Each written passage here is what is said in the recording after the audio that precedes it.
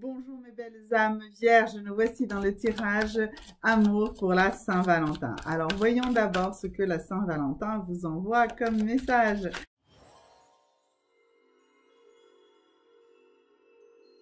Donc vous, eh bien mes amis vierges, on nous parle ici de finances et de carrière. Donc en fait, il s'avère que vous, aujourd'hui, bien, vous êtes plus influencé par votre besoin en fait de rééquilibrer vos finances et ou de réussir votre carrière que d'une rencontre purement amoureuse. D'accord? Donc mais c'est pas grave. C'est juste important d'en prendre conscience. Ça peut vouloir dire aussi que la personne que vous choisissez que vous allez choisir dont vous pensez être amoureux ou amoureuse, eh bien répond à ce critère-là. Ça non plus, ce n'est pas grave. On peut très bien être attiré par quelqu'un aussi parce que ça nous permet d'avoir un équilibre, d'avoir de la sécurité. D'accord. Donc une personne que vous allez rencontrer et qui va très probablement être capable de vous apporter cette sécurité ou qui va vous apporter de la stabilité qui va vous permettre de progresser dans votre carrière. Donc c'est peut-être pour cela que vous n'avez pas un sentiment extrêmement fou, extrêmement passionnel, voilà, que vous raisonnez plus avec votre tête qu'avec votre cœur.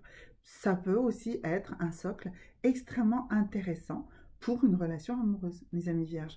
C'est aussi quelque chose d'important. Et une relation amoureuse ensuite plus passionnelle peut se développer à partir de cette stabilité, de cette sécurité. C'est de ça dont aujourd'hui vous avez besoin. Et donc toute relation dans laquelle vous voulez rentrer aujourd'hui, eh bien elle aura plutôt ça comme socle. C'est juste bon à savoir. Et cela ne présage pas du tout que vous soyez une mauvaise personne ou que ce soit de mauvaises motivations. Ce ne sont pas forcément de mauvaises motivations. D'accord? Ok. Par contre, effectivement, il faudra ensuite se rendre compte que il va falloir développer des sentiments amoureux envers cette personne ou que peut-être vous n'en développerez jamais. Ça, il faudra en prendre conscience. Et donc, dans la profondeur de l'engagement qu'il y aura à faire, dans le respect de l'engagement de l'autre aussi par rapport à vous, eh bien, il faudra en prendre conscience. Voilà.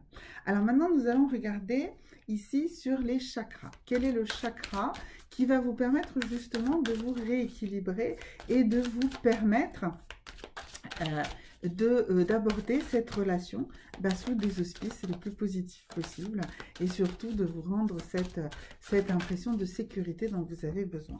Écoutez, la carte est sortie et là on nous parle, ici on est sur le chakra du troisième œil et on nous parle de mysticisme. Alors, oui. Alors, eh bien, qu'est-ce que veut signifier cette carte? Ça veut bien dire que effectivement, vous allez aller dans une relation qui va être plus complexe et dans laquelle vous allez peut-être vous mystifier, dans le sens vous tromper, d'accord? Donc, essayez de ne pas de vous tromper. N'essayez pas d'interpréter en réalité ce que je vous ai dit tout à l'heure, c'est-à-dire une attirance pour une raison de sécurité matérielle, d'accord? Ou ne croyez pas non plus que vous n'aimez pas quelqu'un et c'est-à-dire qu'en fait, voilà, ce que je veux dire, c'est que vous allez vous tromper, vous allez tromper vos sentiments. Si vous êtes dans l'option où vous voulez absolument suivre une carrière, vous allez faire des sacrifices pour cette carrière, d'accord? Et vous allez vous tromper vous-même, vous allez vous mystifier, vous allez vous emberlificoter en disant « Oui, mais non, mais en réalité, je n'ai pas de sentiment pour cette personne. » Et du coup, vous allez rentrer dans votre carrière, vous allez faire les choix pour que votre carrière fonctionne, d'accord? Eh bien, peut-être qu'il va falloir bien creuser tout ça et mieux comprendre ce qui se passe réellement. Alors, un sixième chakra harmonieux est un centre énergétique qui laisse place à l'intuition et qui sait ralentir le flot des pensées perturbantes. Si l'ego domine, alors la vie devient un jeu de pouvoir où nous mêlons les sentiments de jalousie et d'envie. Pour harmoniser ce chakra, nous devons abandonner toute rancœur et comprendre que les autres sont une partie de nous-mêmes. À ce moment-là, nous pourrons les comprendre, leur pardonner et vivre ensemble en harmonie. Permettre à l'intuition d'émerger en calmant ses pensées, son mental, est une chose qui se travaille et qui se cultive, notamment par la méditation, qui peut être aussi bien de la méditation active que de la méditation plus passive.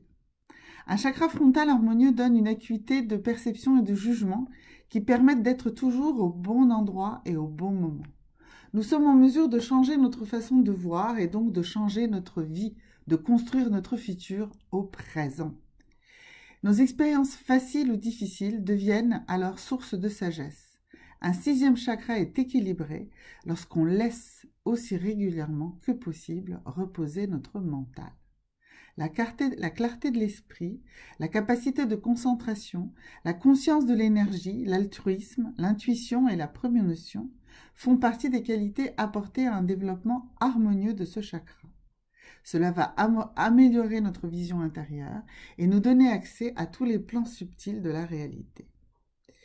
Un individu qui est gouverné par ce chakra, donc qui a un chakra, 6e chakra équilibré, il aura fusionné la lumière et l'obscurité, le masculin et le féminin, la matière et l'esprit, et il est capable de partager la lumière avec le monde. Ce chakra éveillé permet à certaines personnes de voir les auras, l'énergie, et de détecter les troubles, les blocages de notre système énergétique. Il peut également permettre d'accéder à la médiumnité, vision du passé, flash du futur, guérison par la visualisation. Au contraire, si le centre est faible en énergie, la personne est hésitante et influençable. Toutes les expériences et connaissances qu'elle enregistre ne font que la troubler davantage. Elle n'a pas assez de force intérieure et elle manque souvent de libre arbitre. Elle restera manipulée par celui qui parle plus fort ou le dernier.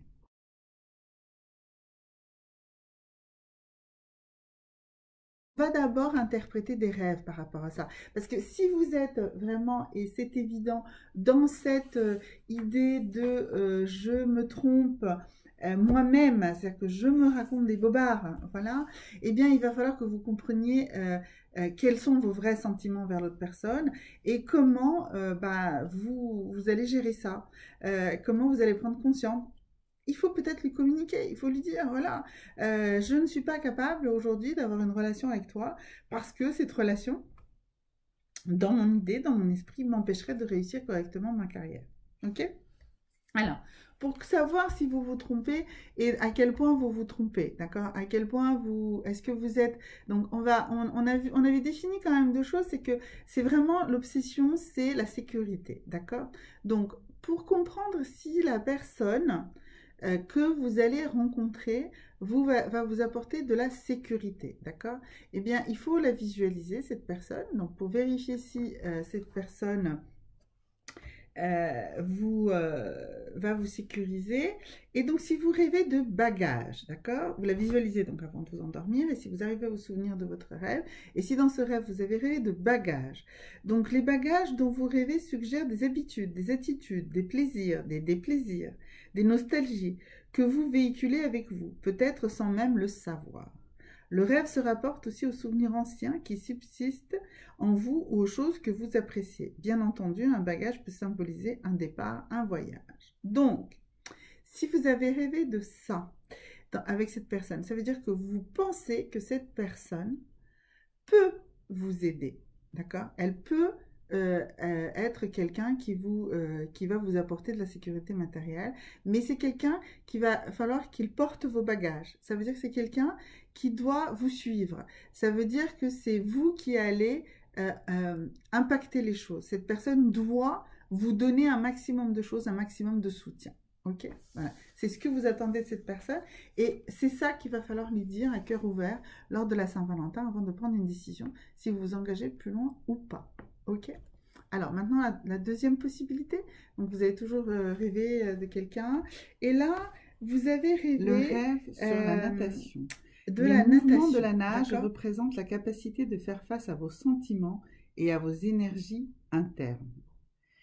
L'eau symbolise vos sentiments, le fleuve, le courant de vos énergies émotionnelles, la mer, l'ensemble de la personnalité, depuis les aspects extérieurs jusqu'au tréfonds de l'inconscient, afin que l'interaction soit globale. Se montrer incapable de nager dans le rêve signifie que vous n'avez pas appris les savoir-faire permettant de rester à flot dans les profondeurs de vos sentiments et de votre vie mentale. Si vous nagez facilement, vous avez vraiment confiance en vous et dans la vie, vous savez que vos activités et vos efforts seront soutenus. Être chez soi dans l'eau, c'est se sentir à l'aise avec ses envies sexuelles, ses ambitions, ses désirs et ses instincts. Être menacé par l'eau, c'est avoir peur de soi-même, de ses propres sentiments, c'est douter de sa capacité et de sa force à affronter la vie avec ses expériences. Vous avez l'impression d'être intimidé par vos désirs et vos énergies innées.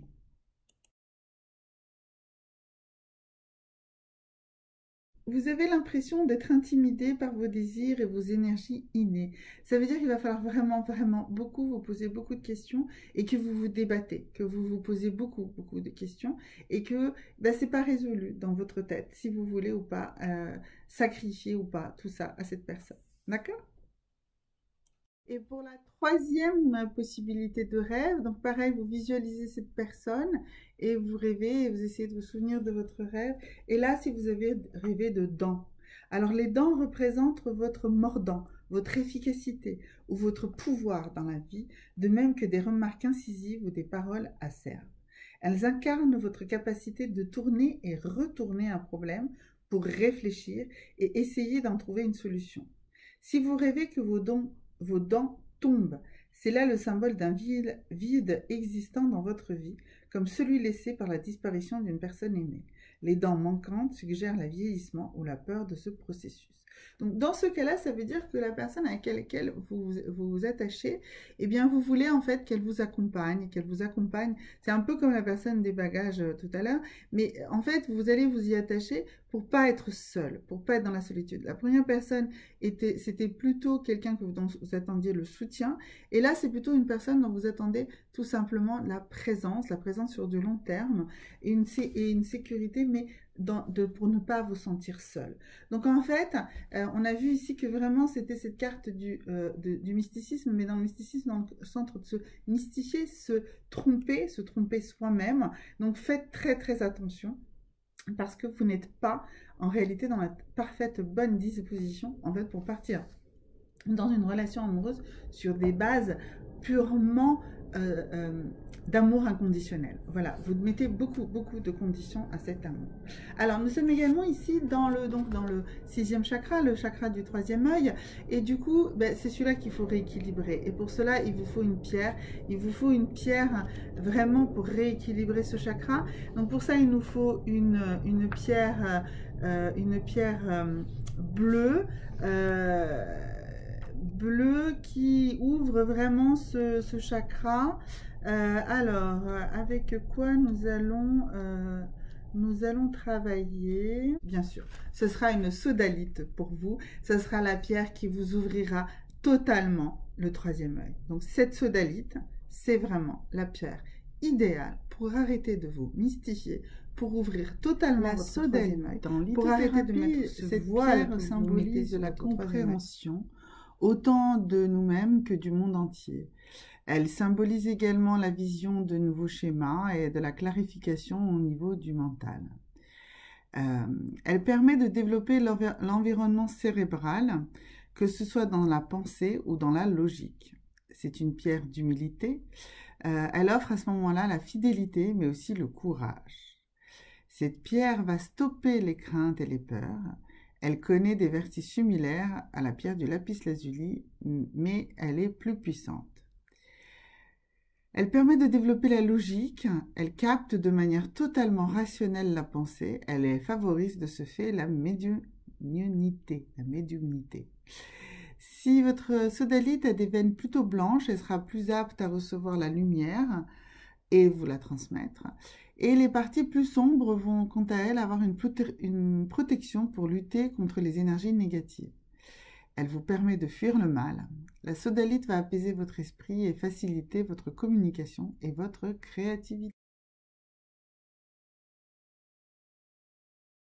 Et comprendre réellement ce que vous voulez dans la vie et de ce fait rencontrer la bonne personne.